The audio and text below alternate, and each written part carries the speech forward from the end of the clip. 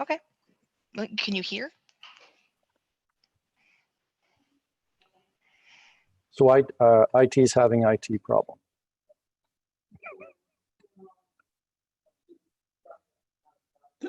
Do they need my help? Couldn't resist that. Are we okay? Okay, all right, we'll proceed. So I want to, first of all, I want to, Mayor Kevin Davis, I want to welcome all of you to our first virtual Zoom Economic Recovery Task Force meeting. I'm not going to give a long introductory statement. We all know why we're here. It's to develop very quickly an economic recovery plan, at least an initial one for our community. That to encompass not just suggestions for actions that city can take, but I'm also hoping that will come out of this is an action plan for the more general community as well, steps that can be taken to rebuild. I don't necessarily like the word rebuild. I mean, our economy here was humming before COVID-19, lowest unemployment rate in Canada prior. Land sales hitting records, building permits, etc. So it's really what I want to do is recapture the momentum we had before COVID-19. I will say that I think in some ways, I think our community is well positioned to capitalize on what the post-COVID world will be for a number of different reasons. I guess first and foremost is that our community, comparatively speaking, has been very safe.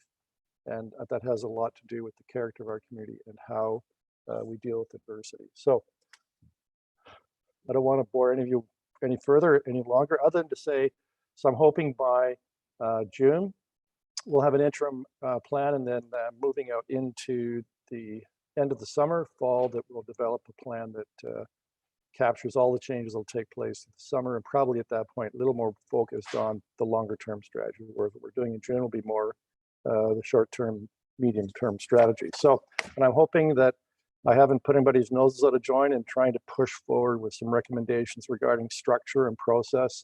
We just don't have the luxury of this normal process in economic with a task force would take like 6 months, and we're trying to do it in 1 month. So I think we're all on board with that. We want to actually do something. So I'll move from that to some of the rules, because of course we do have a Zoom meeting here. So please remember to mute unless you're talking. That reduces feedback. You have to keep all your web cameras turned on. We'll ask staff to come into the meeting as and when required. So any member that wants to speak to something, please go into that participants box and hit the hands up column. And then I'll use that for the speaking order. Once you finish speaking, staff will then remove your raised hand. If you're Darren, that would be a press *9 if you want to come in through the audio conference. If we suffer an interruption in our internet service, so the meeting goes down, we'll adjourn for up to 15 minutes to try to reconvene. If we go past 15 minutes, we'll just simply end the meeting. In terms of the length of the meeting, we have a council meeting tonight, so absolutely, I hope we don't go longer than 2.5 hours. I hope we don't have to go that long. So the way we're going to do votes is I'm not going to actually call for ayes and nays. What I'll actually ask for, if anybody's opposed, to speak out and raise their hand visually. And I think that works better for this format. And lastly, I want to thank you for your patience as we navigate through this new pathway. Actually, we're getting pretty good at it here at City Hall. Most of our meetings now being done through Zoom. So first order of business is we have to confirm chair and vice chair positions. Normally the mayor would chair the mayor's task force. I'm hoping nobody has any objections to that. And the normal procedure is we would have a member of council, in this case, Councillor Utley's volunteered to be the vice chair. So to move that along, I'm asking if someone would be kind enough to nominate myself and as chair and Councillor Utley as the vice chair. I see Councillor McCree, we're waving your hand. I don't know if that's an objection. I think it's probably in support. So I'll move it. do we have a seconder for that? I'll second. David Prang is seconding that. Do we have any other nominations? Do we have any Palace revolts? Seeing none. What I'll ask then is there anyone who is opposed to myself assuming the chair and Councillor Utley the vice chair? Raise your hand and sound out your name. Not seeing any objections. I think, Tanya, that means that myself and Councillor Utley are the chair and vice chair. Thank you very much. So Always at this point of the meeting, we always ask if anybody has a conflict of interest. I doubt anybody does because there's really nothing on the table or agenda tonight that's very specific. Depending what recommendations come out in our plan, we may find that people do have to declare conflicts with respect to specific portions of the plan. That's fine. We can take that part of the plan and vote on it separately. But does anybody have any conflicts that they wish to make for this afternoon's meeting? You just sound out your name and tell us what your conflict is. So not hearing of any conflicts. So what I'd like to do now is, you've got the email from me last night, setting out sort of a process, procedure, timeline. We're really hoping we'll have Minister Rod Phillips addressing us on June the 5th. That remains to be seen, but certainly somebody from the Minister of Finance, either he or his parliamentary assistant, Milan, might be able to tell us something about that. So what I'd like to do is go through very quickly. If everybody could just introduce themselves, keep it real short, please. And I'm just going to sound out names, probably going almost alphabetically. So Milan, I think you're here from MPP Will Bowman's office.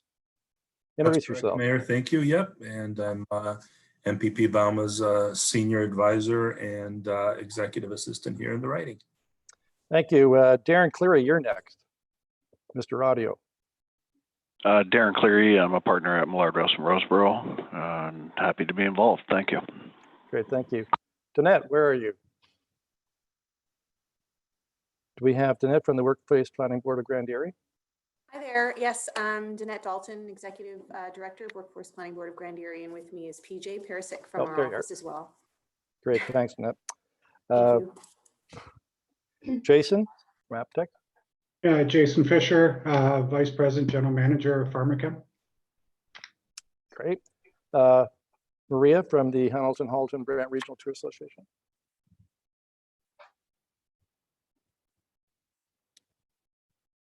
She's not with us. So Martha from the Grand Valley Construction Association. Oh, good afternoon, Martha George, Grand Valley Construction Association. Our geographic area covers into the Brantford area, Hamilton, up to Aurelia, over to Woodstock. So it's a fairly large geographic area. And I'm going to apologize ahead of time. I have another meeting at the University of Waterloo regarding a tendering issue that I have to jump off on. So I'll be with you until then, but thank you. Yeah, we appreciate people may have to leave early, may even want to come back. That's just that's quite acceptable, because you've made a great commitment to be here on such short notice. So Paul from, I believe, Bell Canada. Tanya, is somebody from Bell Canada?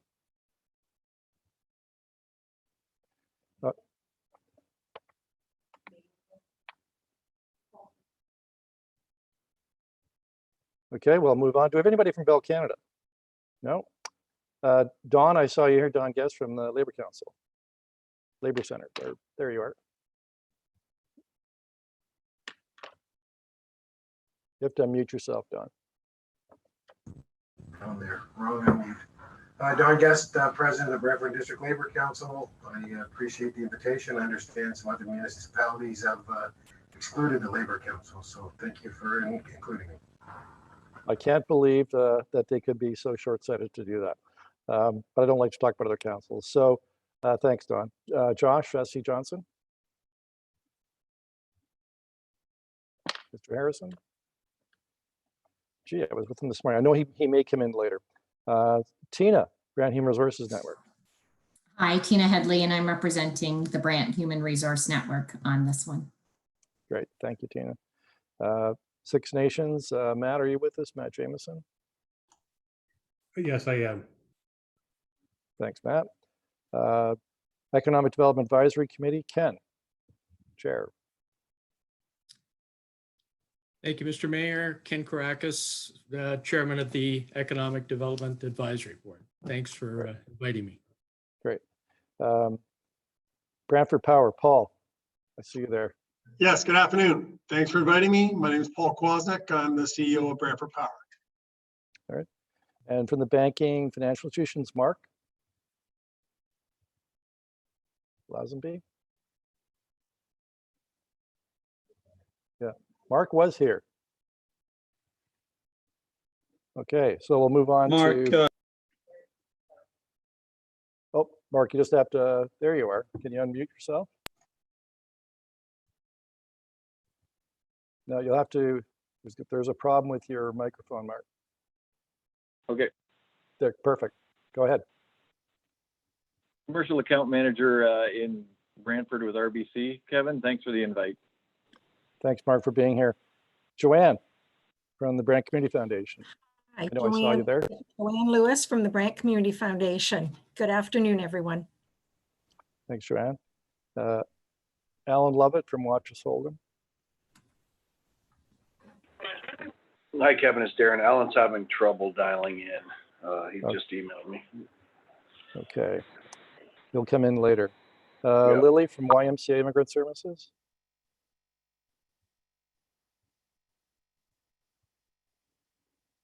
Lily Lumsden, are you there? I don't see you on the screen. No. Okay.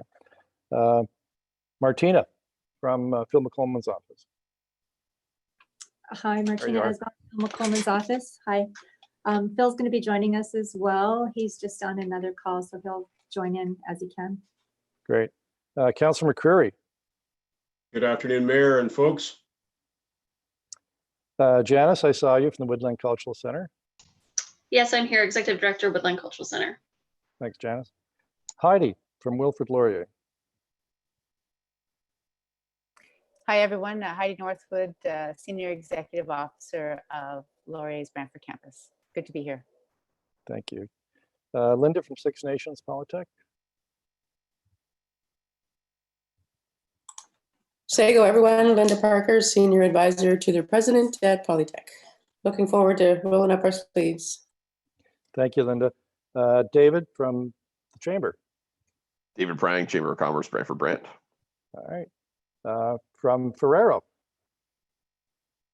Fabrizio, I think I saw you there. Yeah, Fabrizio. I'm Fabrizio Secco, Managing Director of Ferrero Canada. I'm the plant director in Brantford, and I make Nutella every day. So I'm very happy to be here.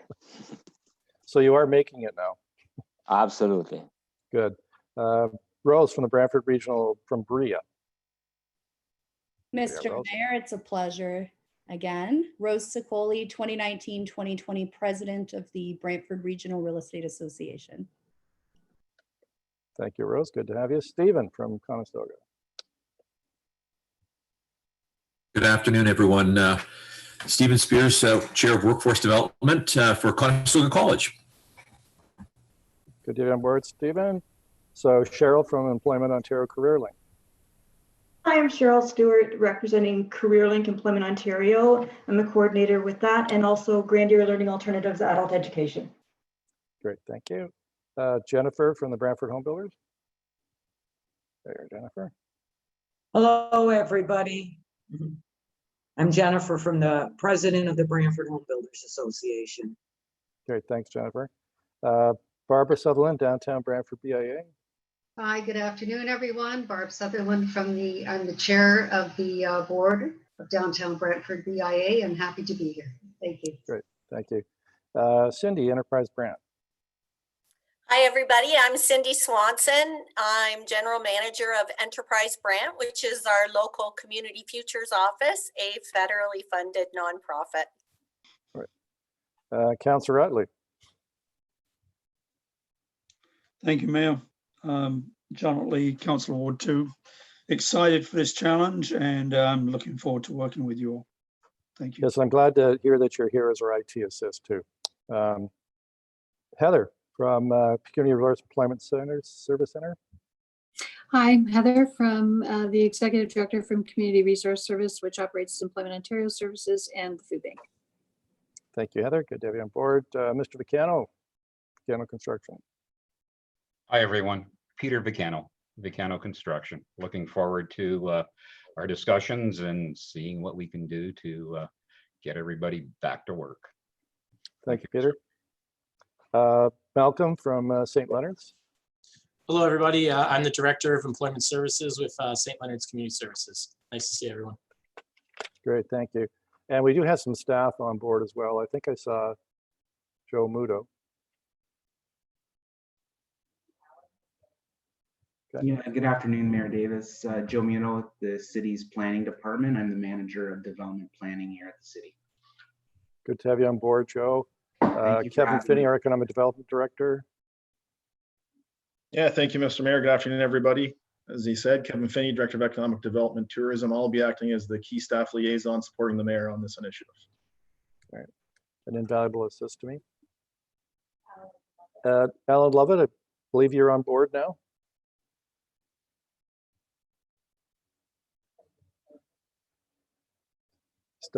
Star six, Alan, if you want to join, say anything.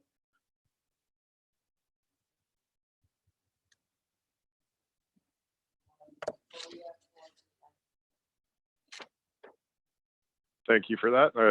I apologize to being late, missing the instructions of password *6, partner with Watchers Holden, member of EDAC, former chamber president, and more than happy to help out with this. And sorry, I can't see everybody on screen. Sorry. Yeah. Okay. So Maria, are you on now? Hi there. Yes, I am. Hi, everybody. I'm Maria Fortunato. I'm the Executive Director for the Regional Tourism Organization for Hamilton, Halton, Brant region, which also includes Six Nations and Mississauga, the New Credit. Look forward to working with everyone on cost recovery and reemergence. Great. Good to have you on board, Maria. I think that covers it. So we'll move into item number 4 on our agenda, which are items. Mayor Davis, there may be one or two that are missing that we haven't introduced. I wonder if you could ask those that haven't introduced themselves to do that now, please. I think Lily Lumsden, maybe one.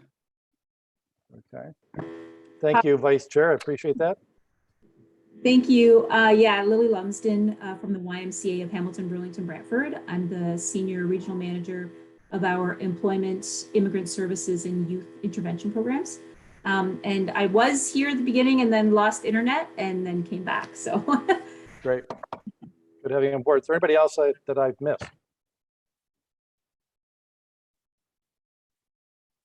I don't think so. Okay. Thank you. Thank you, Vice Chair, for that. So we'll move to item 4, then items for consideration. And the first item is the actual task force terms of reference. So every task force has to have a terms of reference. This was prepared by myself, Kevin Finney, Brian Hutchings. It was presented to council last week. It was approved by council, but that doesn't mean we can't improve it or make any changes if there are members that think that's something we should do. So if anybody wants to speak to the terms of reference before I call a vote to adopt it, now's the time to push the raised hand button in the participants box.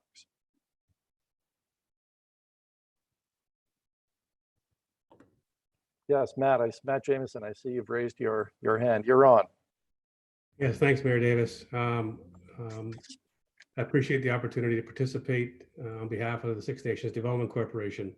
I do have a question with respect to the representative being either from the elected council or the Six Nations Development Corporation.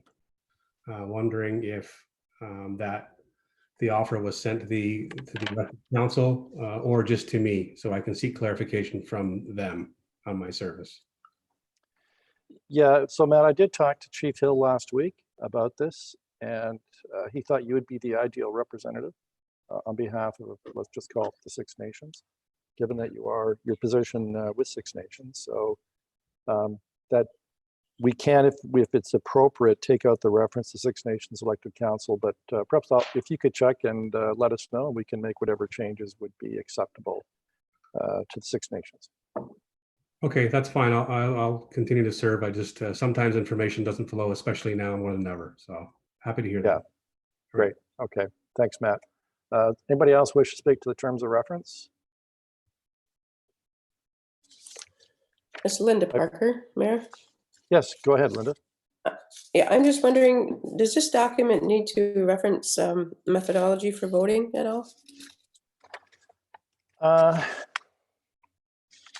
We don't normally include that. We just use the kind of the parliamentary, our rules of procedure, parliamentary rules of procedure on voting. So it's, a mover and seconder, and I really should have a mover and seconder for these terms of reference, and I will ask for that.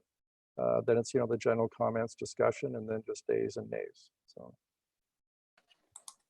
I'm good with that. Just have it Okay, ready. thanks, Linda.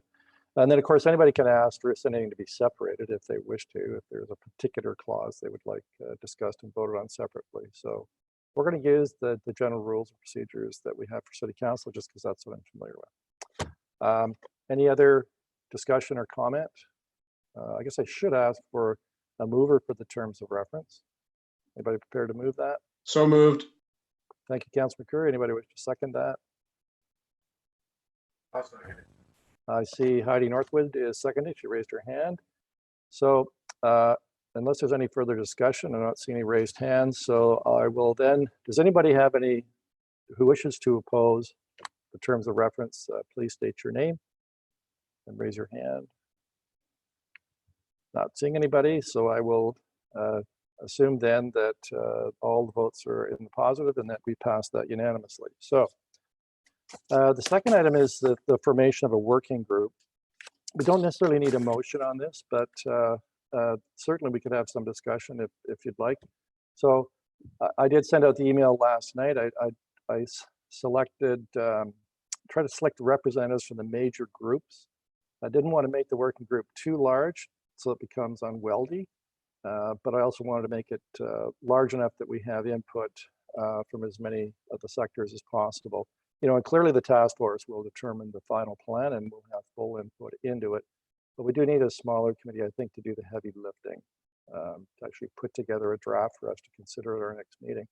So I took the liberty of being the likely chair and selecting people's names. I hope no one is offended. I didn't mean to offend anybody, just tried to exercise my best judgment.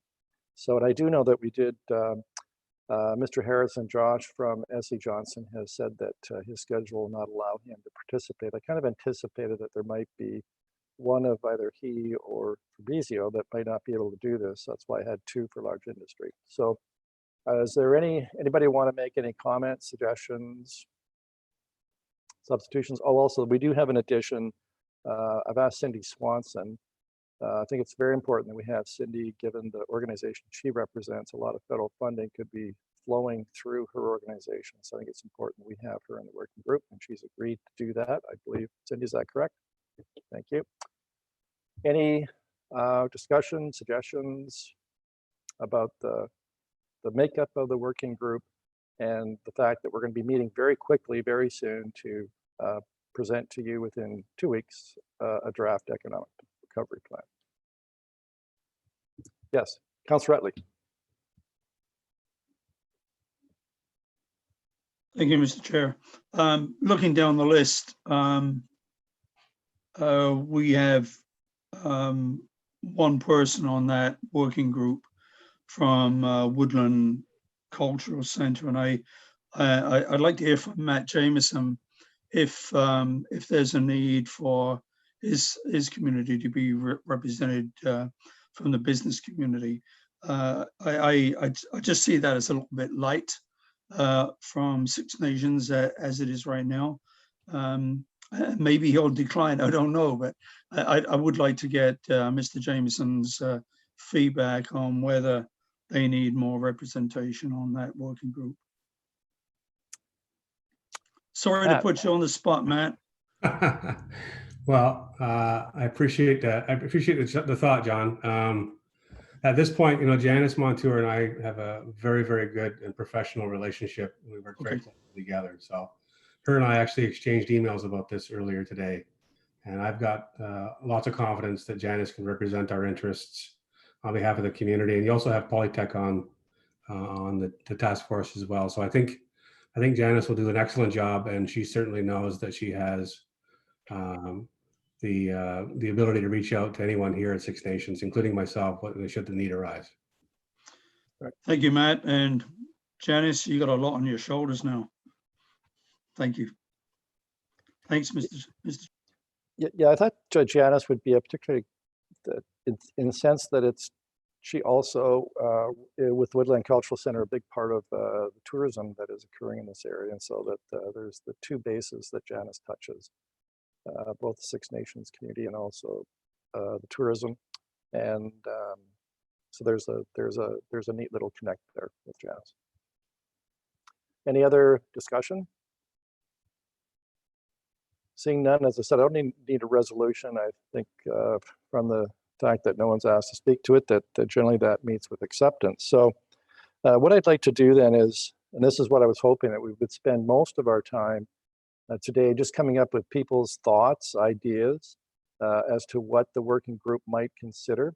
And given the time limitation, we're hoping everybody can keep it down to less than about 4 minutes. But I know it's really hard to be able to pack into 4 minutes everything you want to say. So definitely, if you're not in the working group, we absolutely encourage you to send, some of you already have, with some emails with some very detailed list of recommendations. That's certainly what we're looking for. Also, through our communications department city, we'll also be asking just residents generally if they have any ideas or suggestions. I'm already getting them unsolicited myself. So I'm going to follow the same speaking order as I did in terms of the introductions, because that's how my list is structured in front of me. So we'll go to you, Milan. Perhaps you might just start off by telling us about whether you'll be able to secure the attendance of someone from the Minister of Finance. Absolutely. Thank you very much, Mr. Mayor. And I think I know most people on this panel, so it's good to see everybody. And absolutely. So what we recommend as what Will actually recommended, Dr. Bauma, is to the next meeting that and then that's going to be up to us to either get the Minister of Finance or the elected parliamentary assistant, Stan Cho, to attend the next meeting. And instead of giving the finance ministry what we would like to do, I think to cut down on cycles going back and forth, maybe we can pick their brain at that time and say what we shouldn't be and what isn't going to be approved. So that way we can move forward really quickly on this. So you have Will's commitment on that. And we recommend that we do it sooner than later. So do you suggest then that we do select the June 5th, the afternoon of June 5th for our next meeting? I do. And what I recommend now, that's a Friday. Is that a Friday? Yes. Yeah. Yeah. So Friday, your chances of getting the minister or the parliamentary assistant has gone up exponentially as opposed to Tuesday, Wednesday, Thursday, or Monday, because that's when the House is not in session. So we will get that. And Dr. Bauma has socialized this already with the minister, so it's not going to be a shock, and they will say yes. So that's my recommendation. So is there preference morning or afternoon for that meeting? I don't. It's up to the group. Right. Because my preference. I'll be able to sell either one. Right. My preference, given I usually have a meeting every Friday morning, to be early afternoon. And again, tell people that. So I've been in several meetings with the minister or his parliamentary assistant. What normally happens is they'll talk for about 10 or 15 minutes about what the current initiatives and the direction of the provincial government. And then generally I found, Milan, that they'll throw the floor open for, depending on what time the minister has, anywhere from 10 to 20 minutes for people to ask questions. Yeah. Sounds good. So Will has taken care of that, and we're just waiting to get the okay from the group here. Yeah. Is there anybody that's opposed then that we shift what was tentatively a June 2nd meeting over to the afternoon of June 5th to facilitate the attendance of somebody from the ministry? Well, the minister himself or his parliamentary assistant. And these are high-level, top finance people, not staff. I can't imagine anybody's going to object to that. Like me. I don't see any raised hands. All right. Well, that's great. Thank you very much, Milan. We really appreciate that. You bet. Darren, you're up next. Darren Cleary. Oh, by the way, you don't have to say anything. You can just say, I prefer, Kevin, that I'll give my input in writing, or I'm on the working group and I'll give it there. So, but Darren, it's your opportunity. Hi, Kevin. Yeah, I'll get in writing. Okay. Appreciate that, Darren.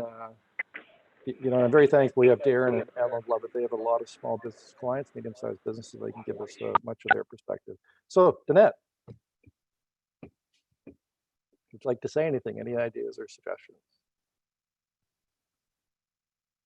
So standing in her place is myself, PJ. Danette is currently off at a different task force meeting. So any questions or concerns can be directed to me, and I can have the answers ready just after the meeting for the group if you like. All right. Is there anything in terms of just general ideas or comments you'd like us to consider the working group? I know that Danette herself has been working towards with another task force as well. So I know they're making a lot of imprints and moves towards working together regionally. So I know there's probably a lot more that she can add. Unfortunately, I'm in the business development side, so I haven't been let into too many of the things that are going on, but I can certainly direct those questions to her if you like. Okay. Yeah, and I'm sorry, the clerk's asked me, just can you confirm your last name, please? Perisic, P-E-R-I-S-I-C. Great, thanks very much. Yeah, I agree with you. We're going to have to work closely with that particular task force. So I'm sure there'll be a lot of cross-pollination in terms of ideas and initiatives, but hopefully all working together. Excellent. Jason, Apotex. I can give some comments back in writing, but I think something should be said. I think it's on everybody's mind is that the safety of everyone, employees, when they come back to work needs to be top priority, and the safety of the public as well. As we consider this plan, it has to be. Over the last 3 months or so, it's been my top priority at this site, keeping my employees safe while they're working. But I think it has to be the top priority of everyone here. Yeah, I agree with you, Jason. I'm hoping, I mean, I'm not going to direct the outcome, but I think probably one of the aspects of the plan we'll look at is some sort of resource, and that may be working with the Workforce Planning Board, resource for employers, especially smaller employers, that will allow them to give them ready access to some good advice about what they must do under the new provincial rules. So I think that probably is going to be, I wouldn't be surprised that ends up on the table. Yeah, I'd also consider as well PPE supply to those small businesses and organizations that may not have access to it or lines to it. That'd be considered as well. Yeah, and I just say about that, Jason, that's been a real challenge for us, the Emergency Operations Center, the PPE situation. Originally, it was keeping the hospital, making sure they had more than just 2 hours supply of critical PPE. That, to some degree, has been resolved through the province, but I agree with you. Once we expand out the openings into stage 2, the PPE is probably going to be a real issue, especially surgical masks. That seems to be what's needed when you're working in close contact with a customer or other employees. So, good point. Anything else, Jason? That's it for now. I can submit some by email later. Right. Thank you, Maria.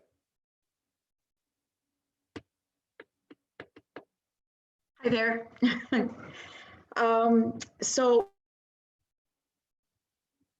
around the tourism, for those that aren't familiar with our organization, we, just a quick 101, we're a regional tourism organization and we're funded by the Ministry of Tourism, Sport, they've changed it, Culture, Heritage, Tourism and Sport.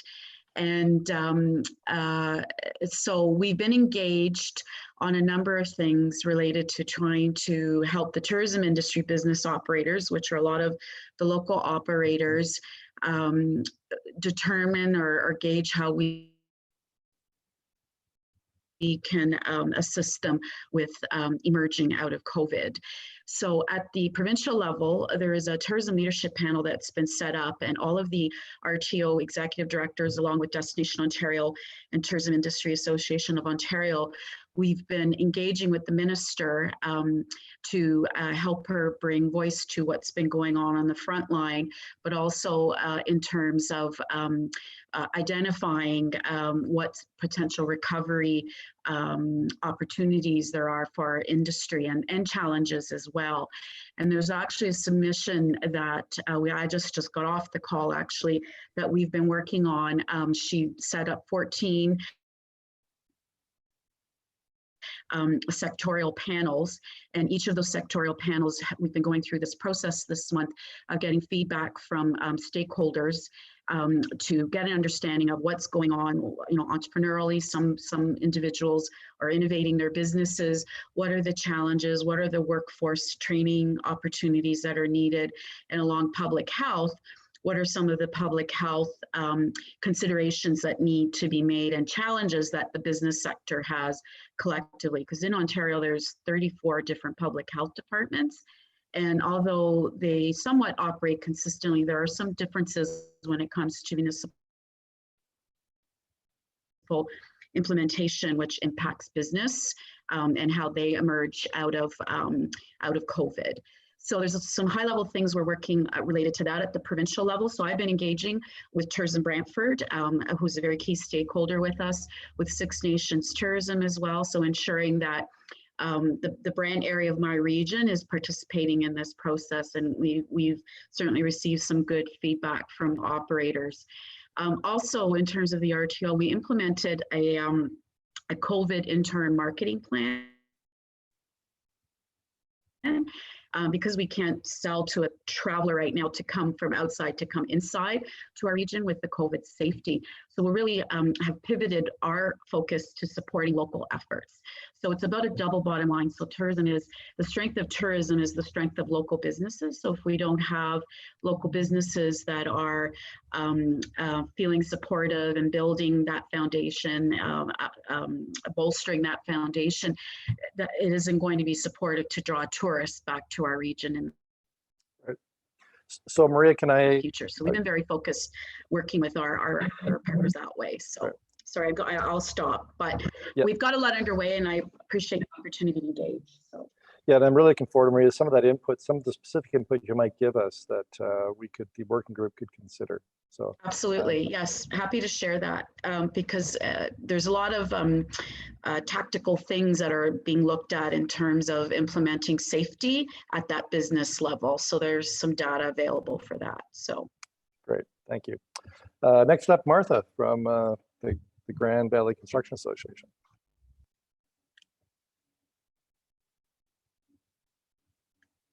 Thank you. Sorry, I had to unmute myself. Some of the things that I can recommend or suggest certainly would be the continuation within the city of Brantford of site plan approvals, of issuance of building permits, just to really continue to keep the construction industry thriving. And I'm pleased to see that Peter is on this call as well. Stepping up. There's been a bit of a lag, and I don't know if Brantford is in the same position, but I know with the cities of Kitchener and Waterloo Region, the lag in inspections in terms of getting projects up and going, because we don't want to lose any of that backlog. So just encouraging, certainly safety protocols are in place. The construction industry has taken measures that have been over and above, which they're glad to do to make sure that they're working in a very safe environment. I would also like to recommend too that from an ED development standpoint that we continue to look at the transit issue and the mobility of people out of the GTA area from the Hamilton area into Brantford and vice versa, just to allow for that movement of people. So looking at investments in those areas. So thank you. Thank you, Martha. Next up, Don from Brantford District Labor Center. Mr. Mayor, I would like to jump on board with Jason and thank him for his comments on the health and safety of workers as being the first priority. Clearly, that will be our focus through this, and the other part is economically making sure that as few people as possible be left behind in this process. So I'm meeting with my executive board, and we will make submissions by email. Thank you very much, Don.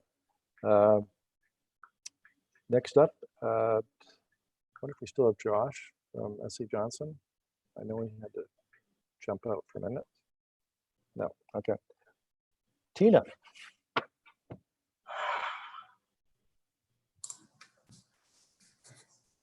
Are you there, Tina? Oh, sorry, I was having troubles muting there.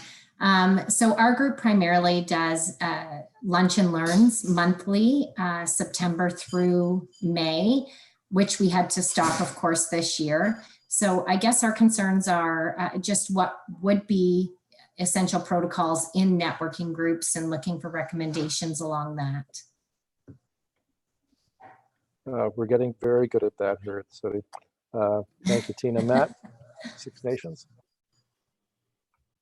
Yes, hi. So I'm certainly will likely put in some more comments in writing, but in the meantime, I think there's a definite opportunity to promote domestic tourism into the region, given the restrictions on travel. I think that it's an untapped opportunity for us to put our heads together to stack our assets to build a meaningful itinerary for people to come and visit.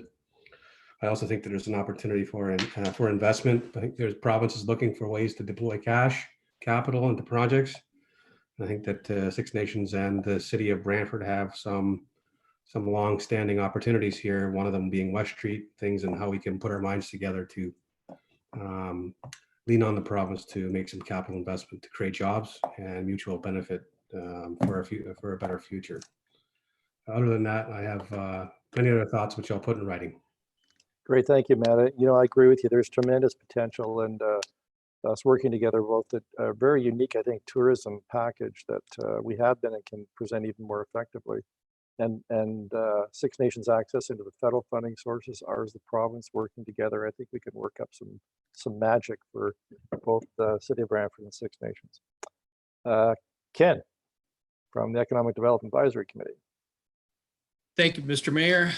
For me, it's all about supporting local business. You know, buy local. We got to push those slogans on our websites and really encourage everybody to think about that. Everybody's going to be in a bit of a economic difficulty for some time, and every dollar will be helpful.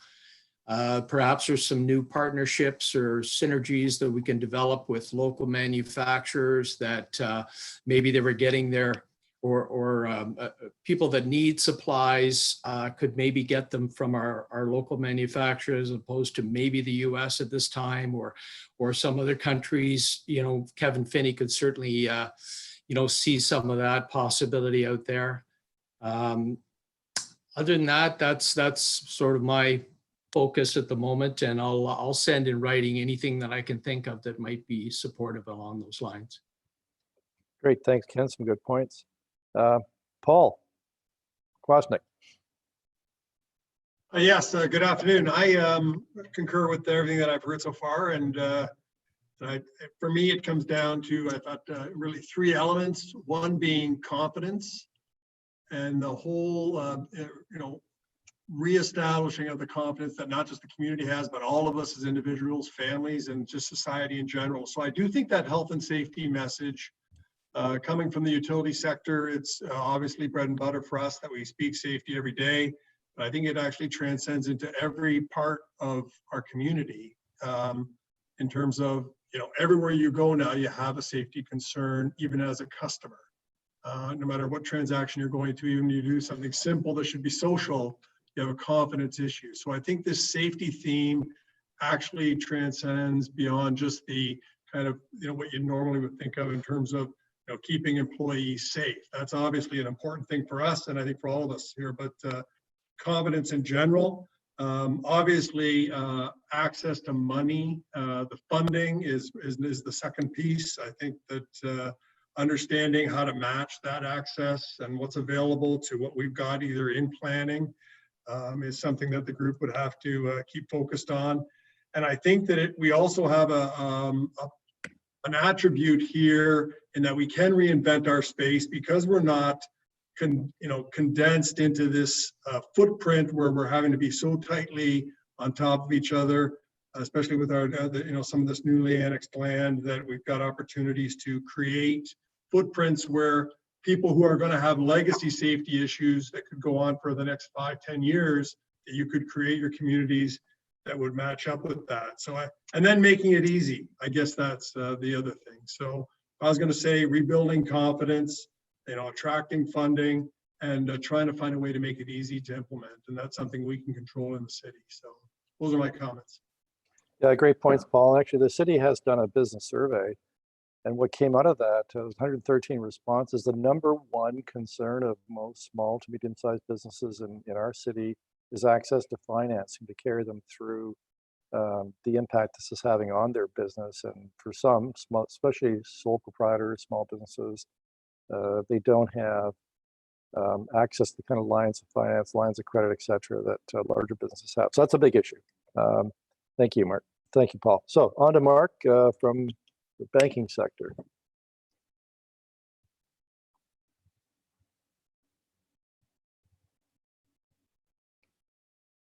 So Mark, you're having problems with your mic again.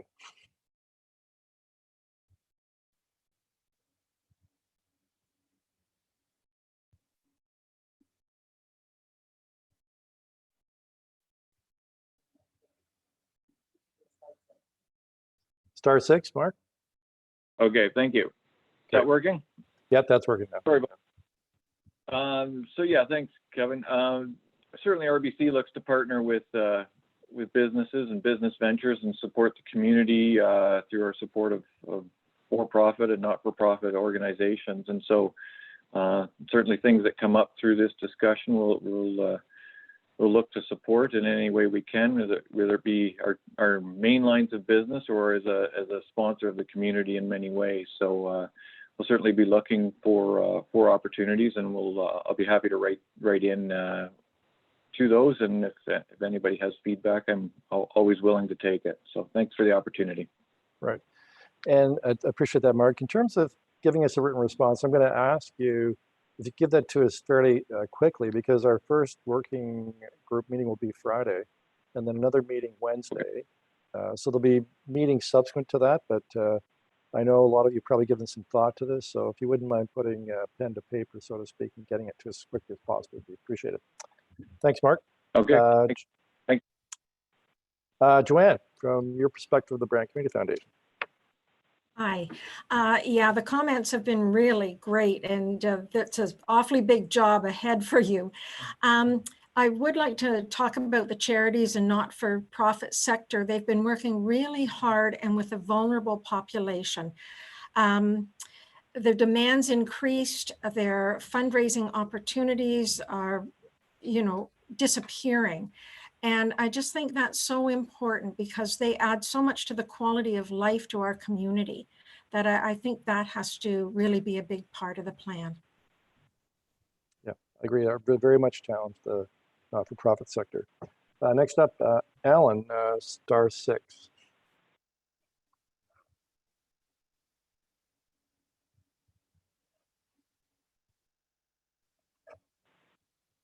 Alan Lovett, still on, Alan?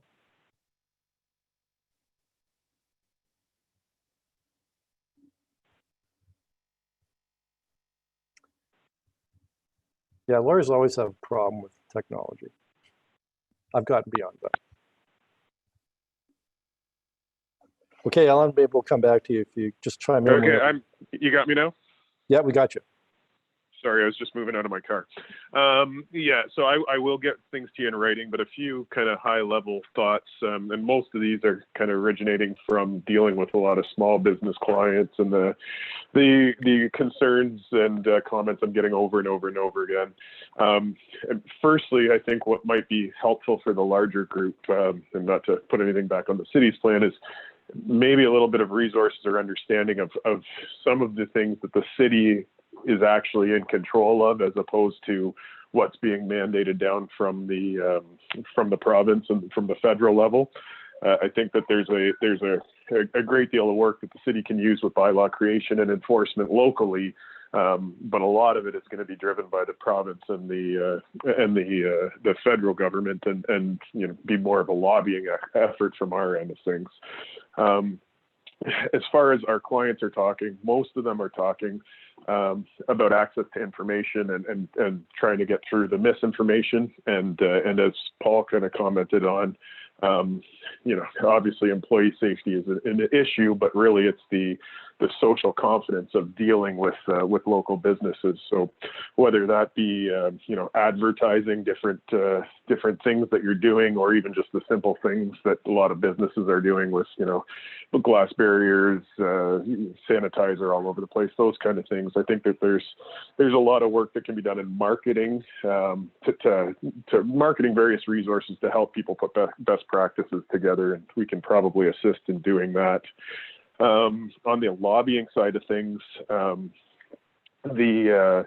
lot of the emergency measures put in by the province and the federal government, really have the long-term effects of modernizing and bringing people into technology and using things like this. So I think that there's a lot of different emergency measures that may go away that we may want to look at lobbying to have prolonged past the state of emergency declarations. Other comments and thoughts I had have to do with again, just kind of promoting the open for business mentality of the community, and the city providing the various supports people need for that, whether that just be resource allocations and again, not to take too much time here, but I know Dave Prang's on the call and would really like to commend the chamber for all the work that they've done with our local businesses, putting on different seminars, promoting information, weekly newsletters. I think a lot of that work goes a long way. I've heard from multiple clients that they've utilized those services the chamber has been putting out and have been very happy and with the different information, not only just with their own employees and businesses and how to run things, but again, kind of building that social confidence. So, and then the last thing I'd say is, I think the group should challenge themselves to think outside the box a little bit, because there are some unique opportunities, we'll call them, to the city that as businesses and individuals need support going forward from this.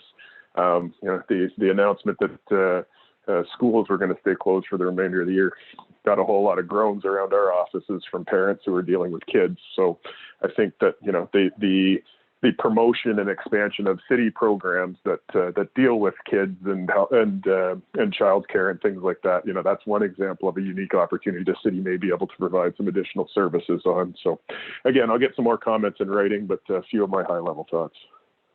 Yeah, thank you, Ellen. And interesting you should mention enforcement. I mean, most of the rules we're dealing with they come from the province. They're emergency declaration regulations, which change regularly, which is a real challenge because the City of Brantford Bylaw Enforcement Office is responsible for enforcing some of those regulations, and different municipalities interpret them differently, which, our legal department's been working overtime, giving bylaw enforcement advice. And then also we have the health unit that deals with, what's happening inside a business. And if they get someone who's complaining about business having people congregate, then that goes to the health unit. So there's divided enforcement.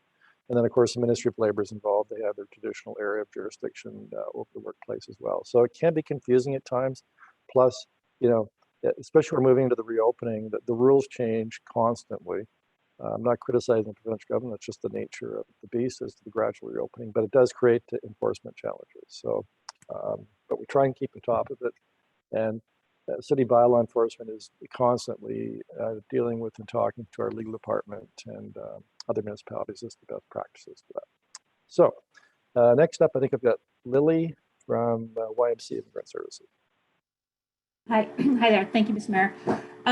Just quickly, so our programs are employment programs and programs for new immigrants. And so one of the things when we look at companies and businesses reopening would be in terms of the training and the resource materials around safety to, if possible, have them translated or trained in different languages to be able to support ensuring understanding of that.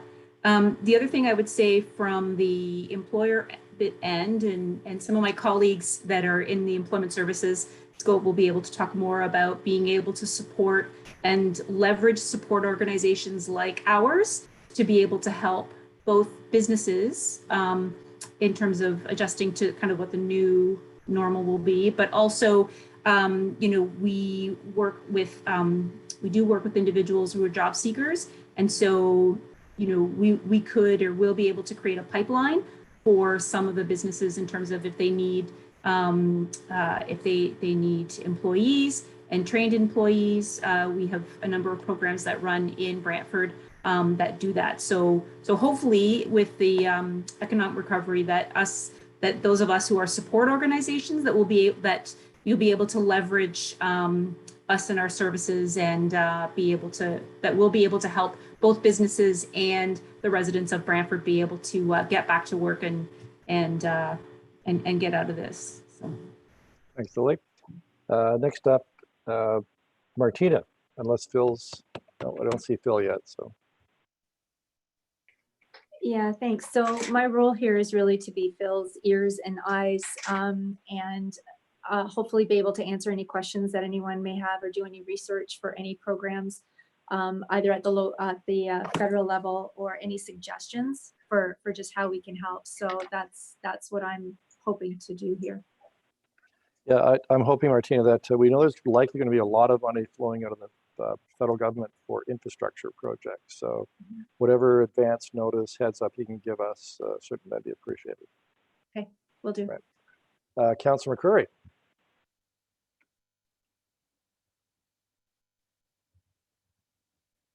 Sorry, you have to unmute yourself, Dan. This is the first time I couldn't hear Dan McCreary, Mr. Mayor.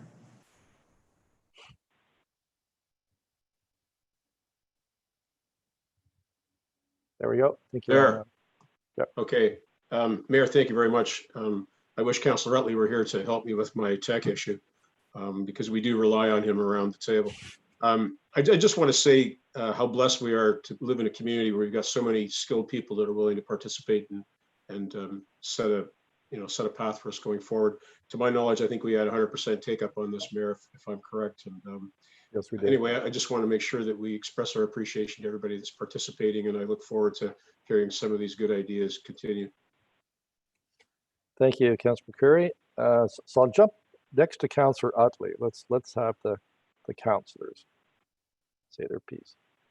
Thank you, Mr. Mayor. I'm pretty excited about this as I get to use my manufacturing and leadership and problem-solving experience when I was throughout my career. There are a number of things that go through my mind, and that is the first thing we need to do is collect data and information, accurate information that will help us and help support our decision-making process. And I'm really looking forward to input from everybody, whatever it may be. And I'm sure there'll be a fairly large volume of information that will be coming at us. Then we need to organize and arrange that information into short-term, medium, and longer-term goals that we can work with. And I think one of the things that Joanne raised earlier is this huge need that some organizations are going through right now that rely on the Rotary clubs and other organized, casino funds, the community foundation, to do so much good work in our community. And that source of revenue for those organizations is in deep trouble, I believe. This has always been a very caring, giving community. And I think I'm always confident that we'll come across again, but it'll be a struggle, no doubt about that. But I think we have to find a way. We just can't say, hey, tough, you're gonna have to go without for a year or so until we get back on it. We can't afford to do that. So I think, how do we address those immediate issues? People that are gonna find themselves homeless, how do we help them? And there's a cost attached to all of those things as well. How do we feed them? Heather, you got a huge challenge on your plate right now. So, the needs really are massive. But I think if we can work through the next 6 months or so, maybe a year to address those immediate needs, and then look at we can start to stabilize ourselves after that. I'd like to share one little story of a local businessman that wanted access to a 3D printer. And I got him access to a printer from our library. And he was able to make a prototype of a mask, a really different type of face mask that could be reusable. And the only thing that you insert into it are these filtered, these little small filters. So I think there's opportunities like that with a number of business people say, hey, I've got an idea. I'm out of work right now. How can I get access to some of the talent, the knowledge, the equipment that I need to feed myself and my family, and maybe hire some people down the road. So I think there's lots of things like that. And I'd like to end, Mr. Mayor, before I get cut off here, is wouldn't it be a great time to get Costco by Christmas of this year? And I think if we can somehow pull that off, that would be a huge boost for everybody. Lots of jobs, well-paying jobs. We don't have to travel out of town to do shopping. And so whatever we can do collectively to put that, keep that online for our community, that would be appreciated. And again, thank you all. Thank you, Councillor. Well said. Janice, Woodland Cultural Center. You're up. Yes, thank you, Mayor. So yeah, we're dealing with a lot being in the tourism front line. So we've taken a huge hit, obviously, as our numbers have been nil since March 10th. But we are looking at new ways of doing business from an arts and cultural heritage and arts sector, looking specifically at how to get content to our audiences safely over the digital platform. So that's something we're definitely looking at and are going to, I think, have to look at moving forward. The second thing, of course, a lot of people have said is partnerships. The Six Nations and City of Brantford have a long running history with one another. And I think that partnership needs to be further analyzed moving forward. How we best move in a good way and in a way that supports both communities is very key. Very much agree with you. Heidi from Wilfrid Laurier. Thank you, Mr. Mayor.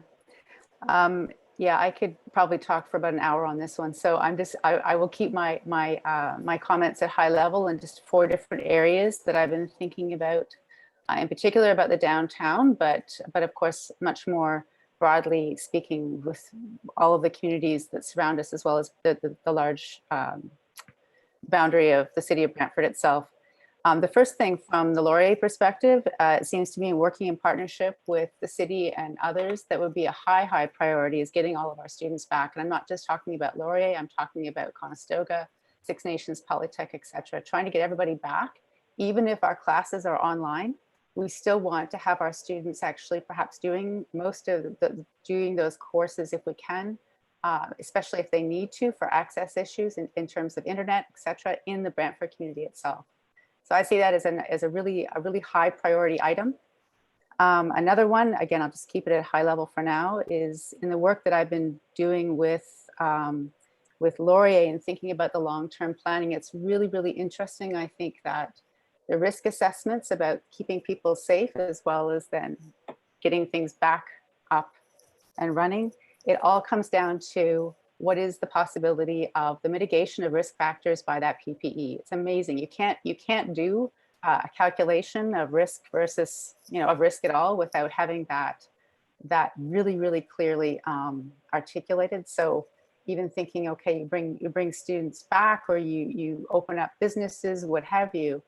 If someone has the virus, well, it's not the risk it would have been if you didn't have that protective equipment. So I'm preaching to the choir. I'm sure everybody's thought about this many hours, but it really is the linchpin, I think, to so many different decisions.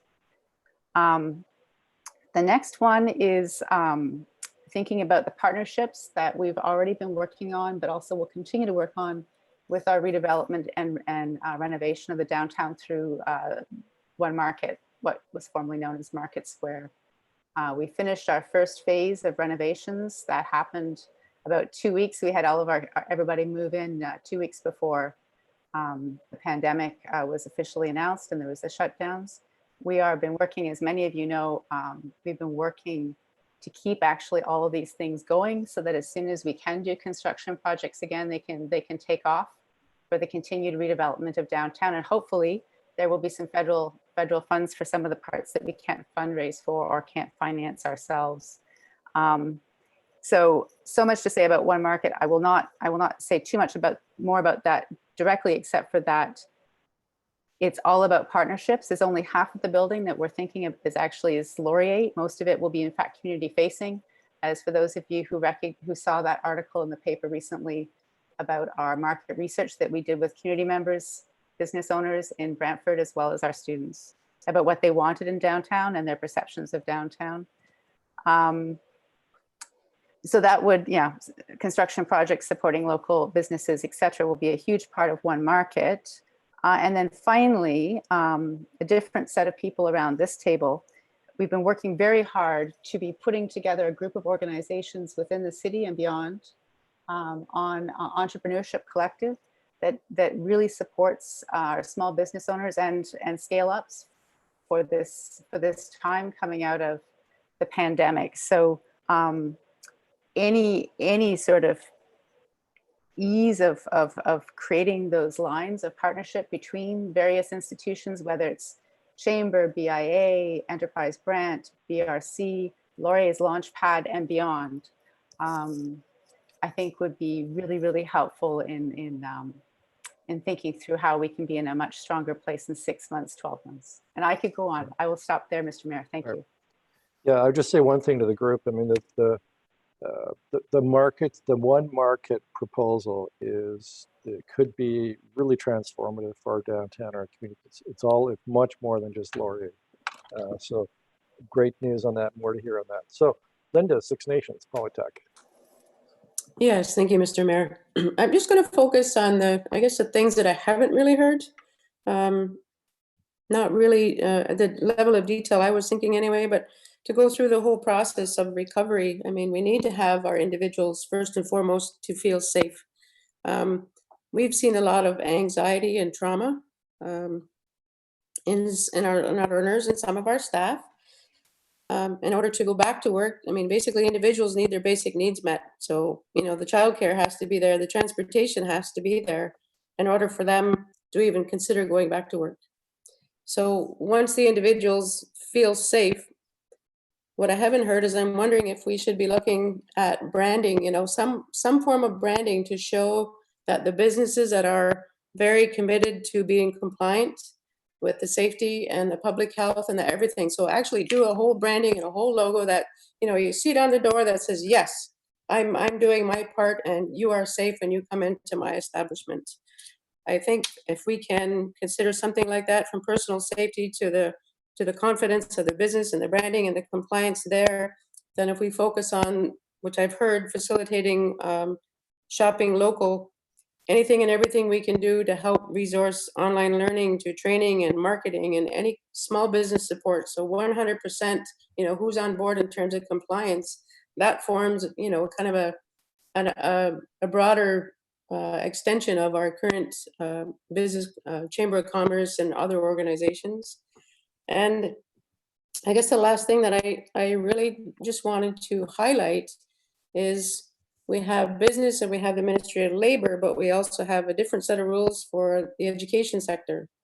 So how do we balance between, what Ministry of Labor says and what Ministry of Ed says? Because right now there haven't been any guidelines in terms of how we return to school. So I just wanted to raise that, but again, I'm looking forward. There's a lot of great ideas. There's certainly, we're all on the same page in terms of safety. And I agree, we need an economic stimulus of some sort for this area. So, but I can get more in writing as well. Thank you very much, Linda. David from the Chamber of Commerce. Thanks, Kevin. Yeah, I won't reiterate anything that's already been said in terms of the safety pieces and that kind of thing. What we've had experience with so far, really since about March the 10th, has been developing the partnerships around communication and the communication strategies.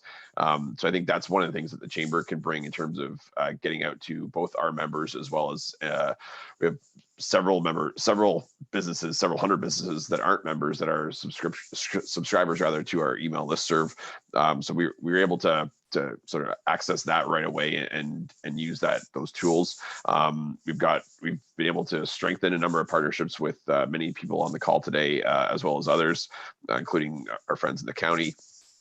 And as well as Six Nations. So continuing to strengthen those pieces around what can we do, what can we do in a very clear way for our community, and that's where we've been able to take messages from the Canadian Chamber and the Ontario Chamber and really keep them succinct and keep them targeted to our local businesses.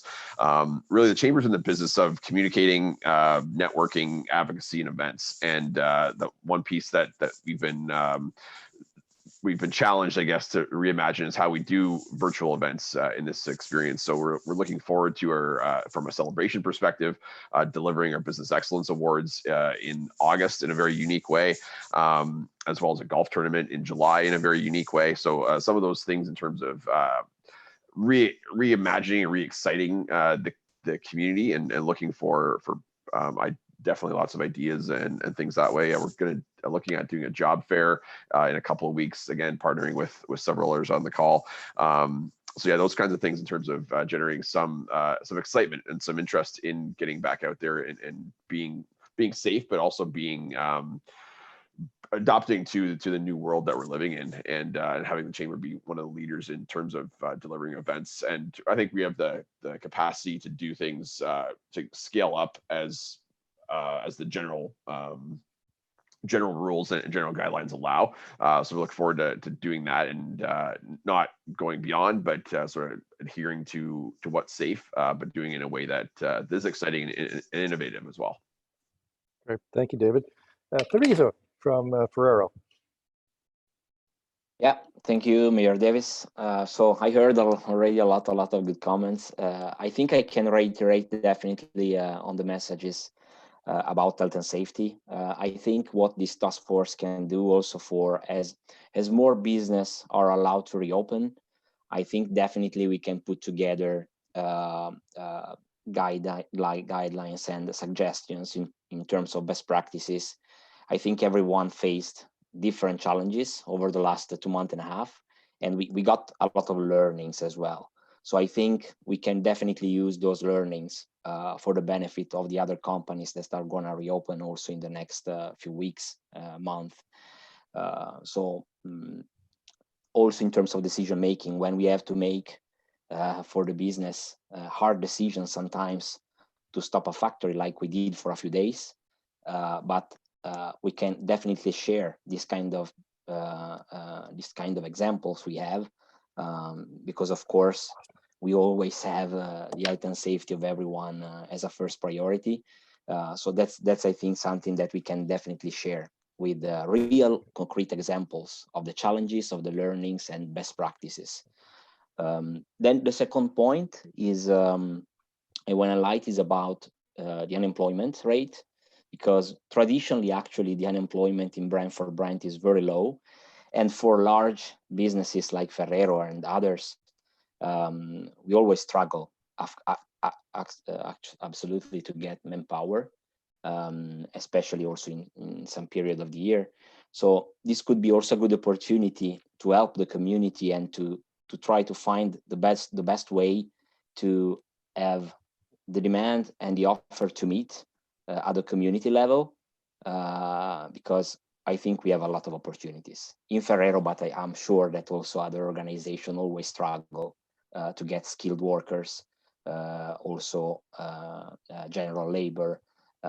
So this is definitely something I would like to work on with this team.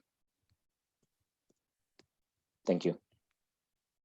Thank you very much. Appreciate that. So Rose Sicoli from Brantford Real Estate Association, Regional Real Estate Association. I'll keep this relatively quick because I am part of the working group, so I'll share most of that there. But the real estate sector's, I don't want to say boding well, but we seem to be less impacted here in Brantford than deeper in the GTA. They're down almost 70% in activity, whereas here in Brantford, we're down about 47%. So we are seeing that uptick a little bit, which is encouraging. So I think really from our perspective is just we would like to see, we'd like to continue to work with all of our community partners and encourage the inventory to continue to grow with the Home Builders Association. I see Vicano on here as well. We don't want that inventory to fizzle out, which would then, of course, hinder our sector. And then we're going to be looking to support the commercial sector, which I think is going to take a little bit of a hit. So I would just encourage everybody to keep in mind, continue that moving forward. We don't want to see that inventory fall too low. That would bring some challenges to, we're already seeing that it's a seller's market. Outside of that, I'll keep the rest to myself because I am part of the working group. Thank you. Thanks, Rose. Can everybody hear me? Nod your head because I've just had to switch over to a different speaker system. Thanks, Rose. Next up, Stephen from Conestoga.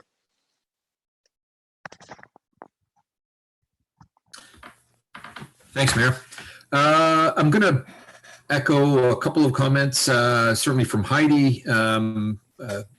Really high on our list is getting students back. And to Linda's point, clear guidelines around that are going to be really critically important. Of course, the health and safety of our staff and students is number one, but we are at the college a little more vocational, and of course, we have very quickly adopted ways to remotely or alternatively deliver theory, but consolidating that learning in our shops, in our labs, at our field sites is incredibly important. That's where a lot of that learning gets really consolidated, and supporting employers in the region in terms of trying to keep young talent upskilled and in the pipeline for new hires, et cetera, I think is going to be critically important. It's also going to be really important to continue to develop some workforce development initiatives and partnerships to move people who may have been displaced otherwise into new employment opportunities and hopefully long-term career opportunities. So, and colleges where we can be very responsive around some of those things. So I'll be very interested in trying to stay connected and understanding where the needs are so that we can bring some programming to bear on those things. I'm also connected with the Workforce Planning Board, of course, and I think that connection to your point, Mr. Mayor, I think we all need to stay connected and communicating so that the good ideas can be adopted basically everywhere. It's going to be important to have a full court press on this situation. Thank you. Thank you very much, Stephen. Now move to Cheryl from Employment Ontario Career Link. Good afternoon. I'd like to echo what Heidi and Stephen have said. CareerLink has been in the downtown core, actually in one Market Street or one Market for 26 years now. And we can certainly see a return of a hub. So it's a different kind of hub, but certainly a hub once again. I think from an Employment Ontario perspective, and the others can speak to this as well, that we're in the unique position of being able to provide almost a wraparound support to both employers and individuals who may be looking for work. So we can support the job seeker in basic job search or some basic training. We can assist employers, whether it's from an education perspective, training new staff, making sure that their staff are well-versed in safety. I think that collectively the EO service providers are well-positioned to provide a lot of assistance at a time when it's needed. We are also in a prototype of a new Employment Ontario model. And I think how we collectively respond to this situation will have a lot to do with how successful this new prototype moving forward is as well. Thank you very much, Cheryl. So now move to Barbara from Downtown BIA. Thank you, Mr. Mayor. there's one advantage about being at the end of the list. And I have notes scribbled all over the place, great notes from great input. And thank you everyone very much. I'll talk about the downtown a little bit. I went for a walk downtown today just to see who was open, because today is Tuesday and stores can open. Many have chosen not to, and those who have chosen to do so are already wondering if they're meeting enough of the protocol, the safety protocol, which brings to mind that that's going to be expensive for them to carry on, because this isn't going to leave us very soon. And these protocols, these safety protocols, will have to be in place for a very long time, not only in downtown business, but in everyone's business. And, you know, so that's something that we in the downtown need to consider. We have a concern that the loss of the downtown would be irreparable if many, many businesses closed. Not just for the people whose livelihoods depend on that, but for our community as a whole and for our identity as a city. You know, so there are so many factors that feed into the downtown and into the consumers who spend their time down there. Arts and culture. We have to maintain our Sanderson Center. We have to maintain our Glenhurst Gallery and the festivals, you know, and try hopefully get those back into town, because they are the livelihood and the life of the downtown. Look how many people, hundreds and thousands of people come to the downtown just for those festivals. And that's the personality of our downtown Brantford. So it's something so worth preserving, and everyone who feeds into it, and you know, the students from Laurier and Conestoga, and we're going to miss those students badly. We're already missing them. Tourism, you know, all of our tourism partners feed into the downtown, and so you can see how interconnected we are and how economically connected we are, and one service feeds the other. Partnerships, I think, will be the way to go, and we need to put on a lot of thinking caps just to see how we're going to all survive and survive well. One thing that does come to mind is, you know, we do have empty storefronts, we do have empty businesses and empty spaces throughout the city. Not just in the downtown. So business recruitment is something that I would like to see us concentrate on as well. At least, you know, let's get those wheels going and bring people back into town, the entrepreneurs and the corporate community who are looking for spaces to grow. What a great place to grow. It's Brantford. Thank you. Thank you, Barbara. Next up, Cindy, Enterprise Brant. Sorry. Oh, I think I don't have really anything to add, except for I think that this provides us with an excellent opportunity for innovation. And of course, I'm really concerned, as many are, with our small and micro businesses and whether or not they're going to make it through. And if they make it through, how they're going to be able to meet the new protocols, because it will have huge impacts on many businesses like restaurants if we're limiting the number of people in a restaurant, for instance. So I'm eager to be part of the working group. I'll give this some more thought. There's been lots of great comments.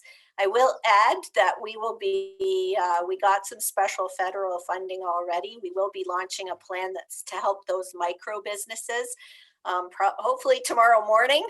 So, but if you have any micro businesses that are in real trouble that haven't qualified for any of the assistance, please send them over to us. I hope you don't mind my infomercial, Kevin.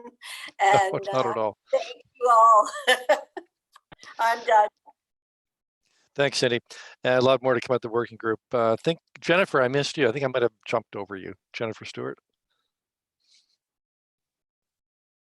Hello. So I already submitted a list of a bunch of ideas that I had. Can you hear me? Yep. Okay. So I emailed them to you, Mayor Davis, and I emailed them to Corey. Okay. But I think it's important when somebody comes with an idea that might be kind of outside of the box, whether it be a restaurant for a patio, an outdoor patio, maybe on their rooftop or something.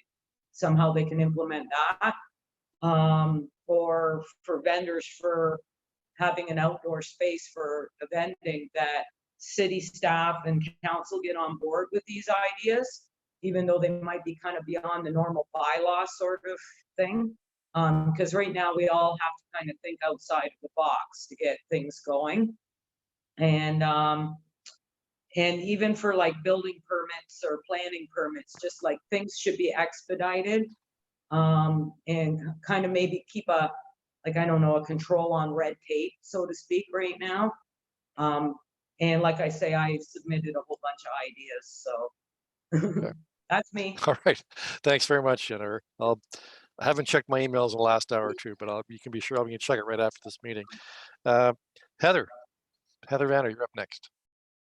Hi, thanks. I think there have been a great number of suggestions that have already been brought out.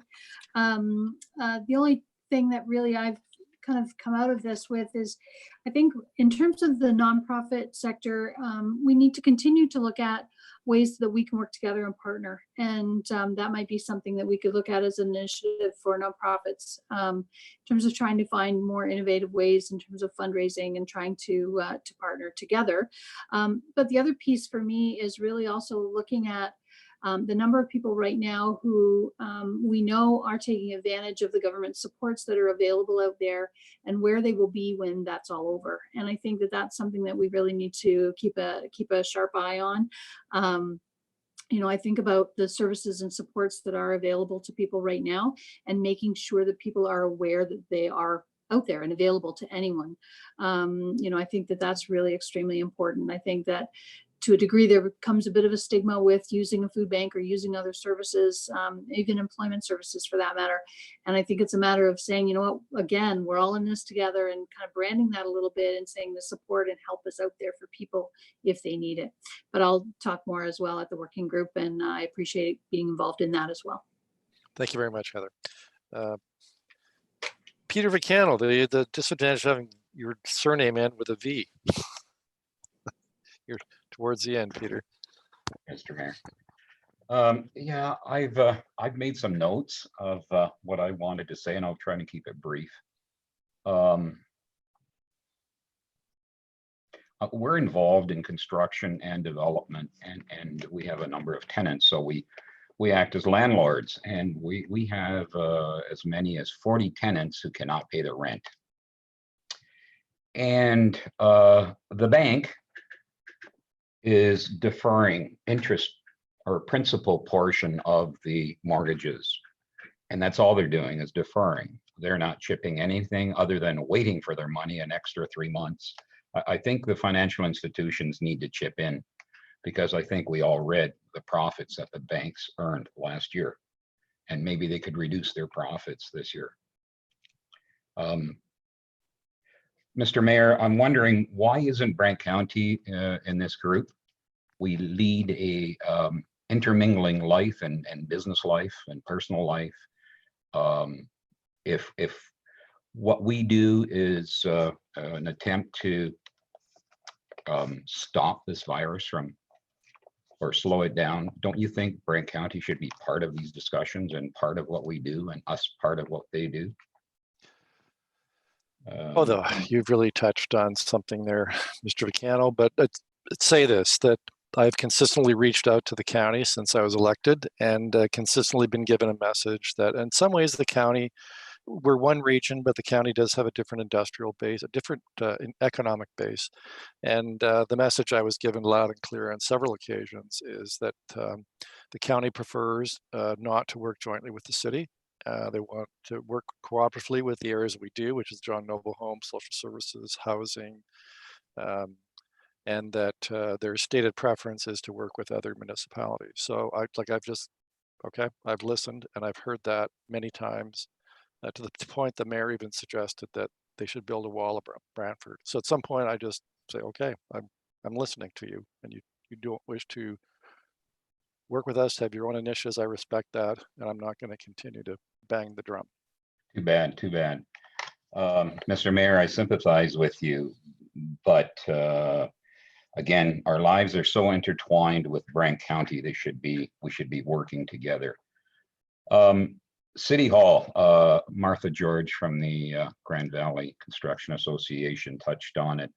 I think we should have some sympathy from the different departments at City Hall for accepting applications, pushing them through. Permits have been difficult at best in the best of times, and now with this, and without the personal contact and no public hearings being held and being restricted to Zoom meetings and whatever to make applications, I think we need to do a better job to get these permits moved along quicker. I wanted to note that I don't know, I've been trying to keep up with this virus thing as best I can, but it seems to me Brantford is doing really, really well compared to other cities of our size. I'm pretty proud of that, by the way. And all our employees are proud of it. We have two kinds of employees, site people, and we have office people. Our office people continue to work from home, most of them.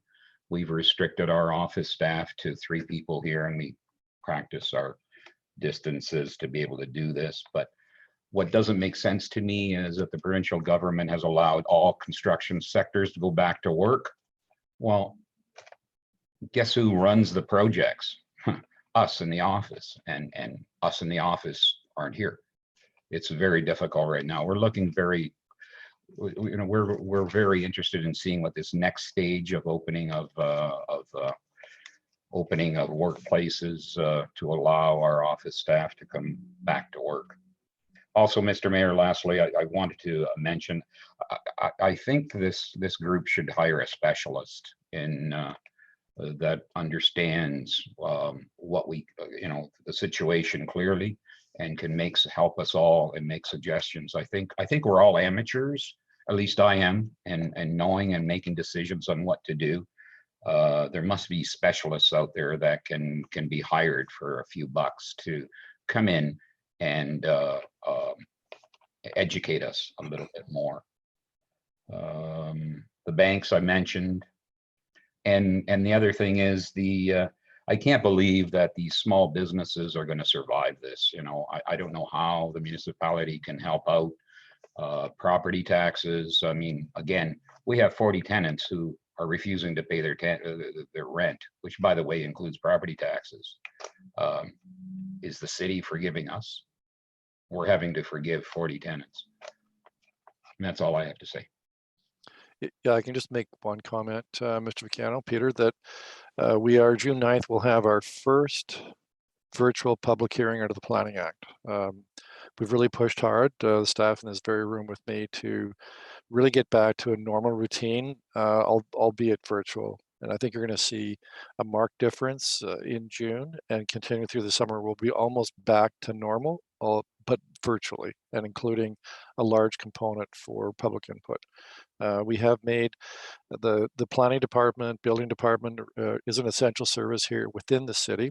And those activities have continued throughout COVID-19, albeit it's more restricted because of the safety issues. But I think they've done a pretty good job so far to be able to manage that.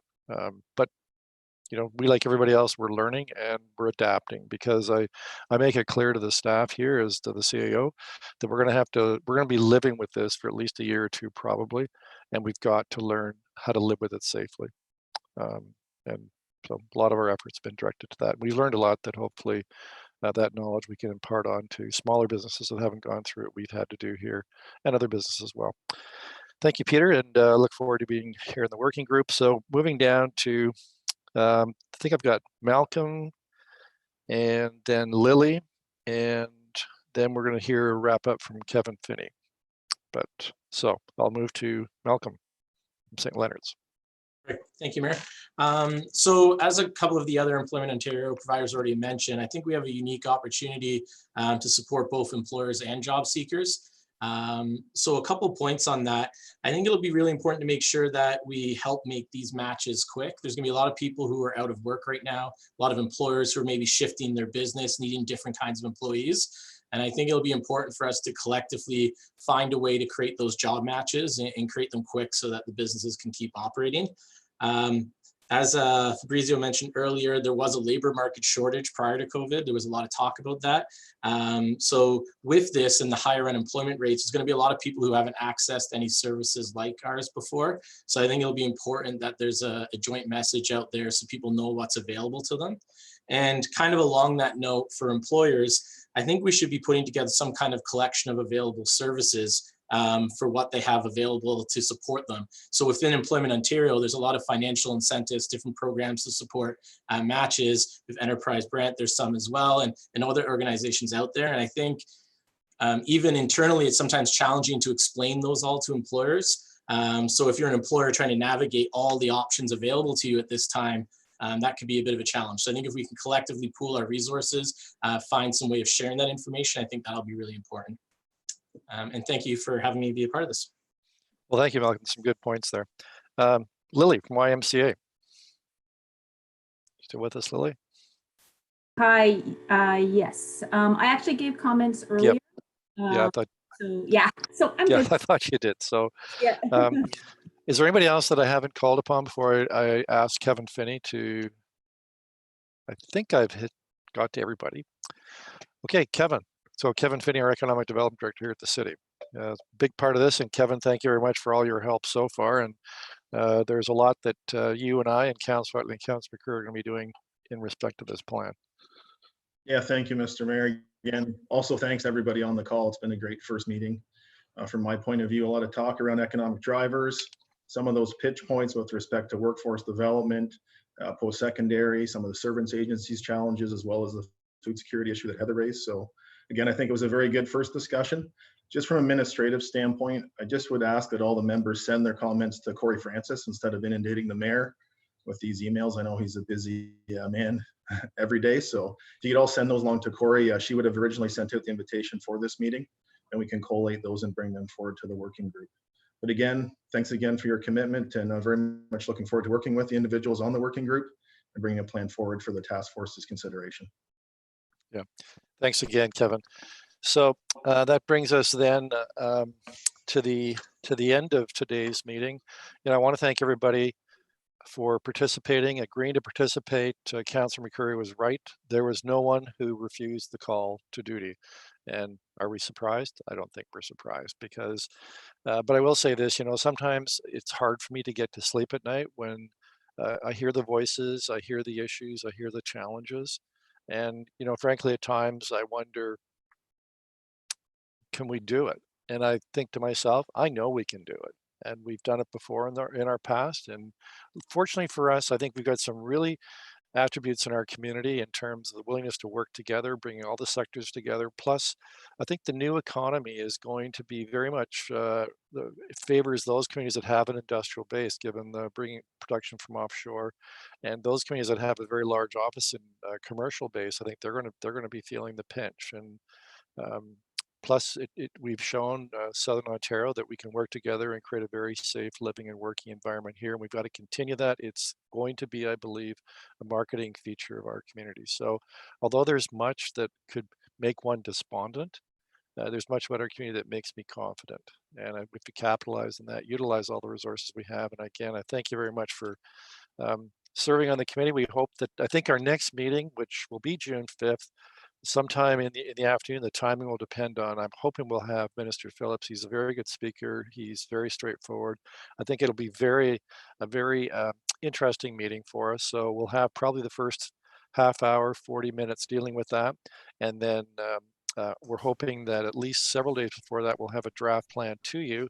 And so that the next meeting, we can actually get into, working with that plan, critiquing it constructively, and then the working group will come back with, go back to work with the comments that are made, and then come back hopefully on June 16th for that interim short-term plan. and then more to come through the summer. It's a big task we have in front of us. I've seen other communities that developed economic recovery plans that tend to be very general in nature. I'm hoping that given the nature of our community, this task force, we can be very specific, some concrete recommendations that'll benefit our community and continue, I think, the momentum we've built in dealing with COVID-19, demonstrating that we're a city and a community that works and works well together. So again, thank you very much. Hope you all have a very productive week. And again, thanks for those who agreed to serve in the working group. We've got our work cut out for us. So with that, I'll call an adjournment of our meeting of the Recovery Task Force until a time that we'll get back to you on Friday afternoon, June 5th, depending on Minister Phillips. I'm hoping we can get Minister Phillips. But I've had meetings with the parliamentary system. He's very good as well. So till then, thanks again. Thanks, everyone. Thank you.